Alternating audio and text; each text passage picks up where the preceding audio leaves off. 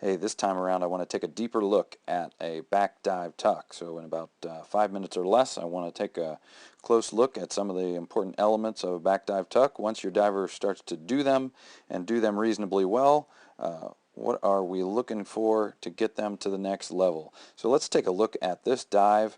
It's performed at the MLK Swim Center in Silver Spring, Maryland, and this diver is going to show us a back dive tuck.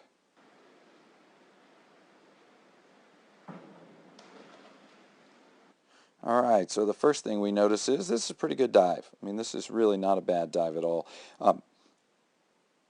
But let's take a closer look at a couple of areas. We're going to start from the beginning, what's going on the takeoff. Then we're going to take a look at the position, the come out, and the lineup.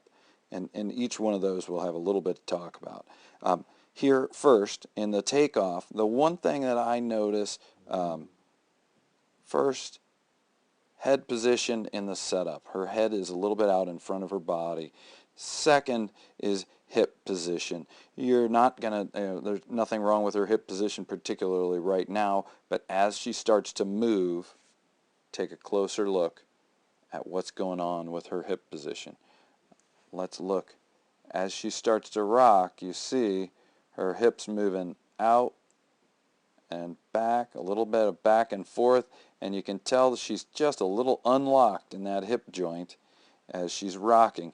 When that's going on, usually what we'll see is a large pike at the top of the last lift. Now she's rocking the board, she rocks into the top before she drops her body weight, and lo and behold, we have a pike body line, right?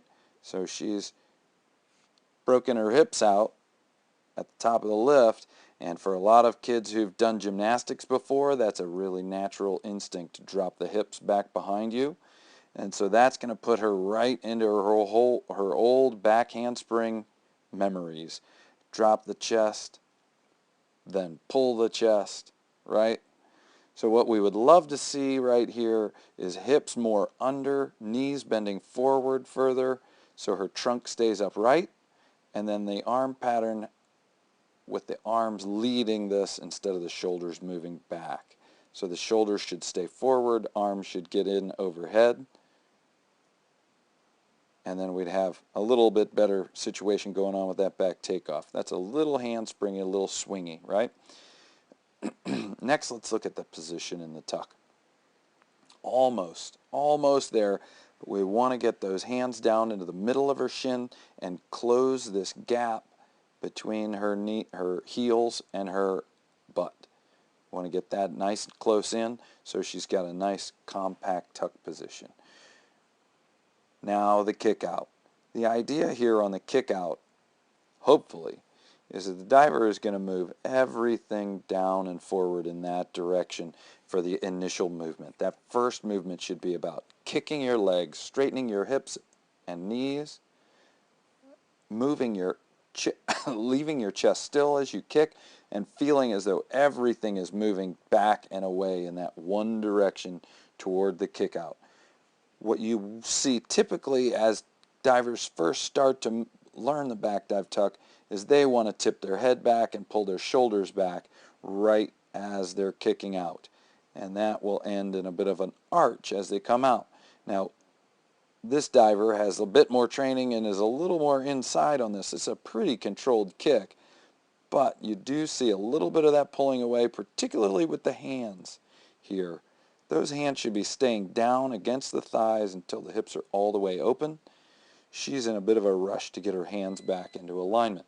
Now, that's the next piece that we want to talk about, though, too, is look at the path that the hands have taken going to the water.